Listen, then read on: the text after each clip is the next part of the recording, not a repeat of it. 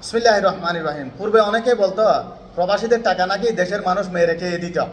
আবার অনেকে বলে আমাদের দেশের এমপি মন্ত্রীরা দেশের টাকা মেরে খেয়ে দেয়। এই দুটোটা কিন্তু ভুল কথা। এই টাকাগুলো তারা কিভাবে খায়?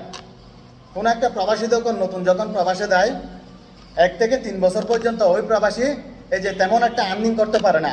খুবই একদম সিম্পল একটা এই যে স্যালারি উনি পায়, যেটা উনি কোনো মতে ওনার একামা ঠিক রাখে। ওখানে প্রবাসে যে ওনার এই যে খরচপাতি আছে ওগুলা চালায়, তারপর এই যে মাসিক একটা টাকা দেয় ফ্যামিলিতে।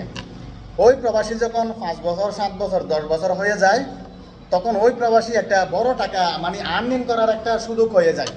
ব্যবসায়ী বলেন, চাকরিজীবী বলেন, এই যে কোনো একটা টেকনিক্যাল কাজে বলেন, যে কোনো জায়গায় যে কোনো প্রবাসী 5 বছর 7 বছর 10 বছর হওয়ার পরে খুব মানে ভালো একটা আর্নিং করে। তখন ওই প্রবাসী চিন্তা করে যে আমি সারা জীবন তো প্রবাসে থাকতে পারবো না, আমাকে তো দেশে চলে যেতে হবে। বাট দেশে চলে যাবার আগে কোনো না কোনো কিছু দেশে আমাকে করতে হবে। তখন ওই প্রবাসী চিন্তা করে দেশে একটা বিজনেস করবে, বা একটা দোকান নিবে, বা একটা জায়গা নিবে, বা একটা বাড়ি করবে। এই রকম প্রত্যেকটা প্রবাসী প্ল্যান করে থাকে। তখন ওই প্রবাসী যে যার আপন মানুষ থাকে দেশে, তাদেরকে ফোন করে বলে যে আমার তো কিছু পরিমাণ টাকা হয়েছে, এই রকম টাকার ভিতরে আমার জন্য একটা জায়গা দেখো, বা দোকান দেখো, বা বাড়ি করার এই যে প্রস্তুতি নাও তোমরা। ওই প্রবাসীর আপন এই যে জনরা বুঝতে পারে যে এখন মনে হয় প্রবাসীকে খাওয়ার সুযোগ এসেছে। তারপরে যে প্রবাসীকে ফোন দেওয়া হয়, হ্যাঁ বলে যে তোমার জন্য জায়গা একটা দেখছি, এই 20 লক্ষ 30 লক্ষ টাকা লাগবে এরকম। তখন ওই প্রবাসী দেখতেছে না, প্রবাস থেকে অন্ধ বিশ্বাস করে 20 লক্ষ 30 লক্ষ টাকা এখানে পাঠাই দিছে।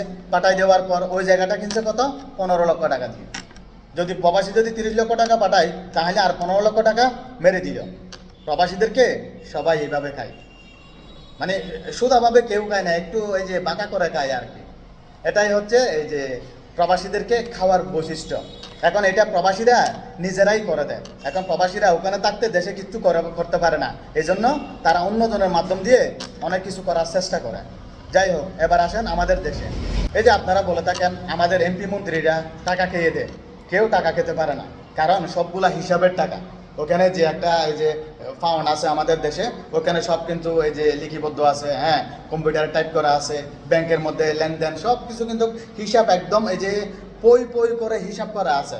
তখন তারা এইভাবে তো টাকা খেতে পারে না। তখন তারা কি করে? দেশে উন্নয়নের জন্য বড় বড় প্রজেক্টগুলো হাতে নেয়। বড় বড় প্রজেক্টগুলো হাতে নেওয়ার পরে ধরেন একটা প্রজেক্টে আপনার 2 কোটি টাকা লাগবে, তো ওই প্রজেক্টটা কিন্তু এই যে 1 কোটি টাকা দিয়ে হয়ে যাবে। তখন তারা কি করে? বাজেটের মধ্যে 2 কোটি টাকা বাজেট করে ফেলে যে এই প্রজেক্টটার জন্য। তখন তারা ওই কাজটা শুরু করে দেয়। কাজ শুরু করতে করতে 1 কোটি টাকা অলরেডি খেয়ে দেয়, আর 1 কোটি টাকা দিয়ে তারা কাজ করে। ঠিক সেম প্রবাসীদের মতো এই যে আমাদের দেশের এমপি মন্ত্রীরাও এইভাবে টাকা খেয়েছে। ডাইরেক্টলি কেউ খেতে পারে নাই, কাজ করছে, বাট এই যে 5 টাকার কাজ 10 টাকা দিয়ে করছে, ওখানে লেগে দিয়েছে যে আমি 10 টাকার কাজ করছি, আর 5 টাকা খেয়ে ফেলছে। ঠিক সেম এভাবে খেয়েছে। ডাইরেক্টলি কেউ কারো টাকা খেতে পারে না। এটা হচ্ছে চিরন্তন সত্য কথা, আপনারা যেটাই বলেন না কেন। ধন্যবাদ, সবাই ভালো থাকেন। আসসালামু আলাইকুম।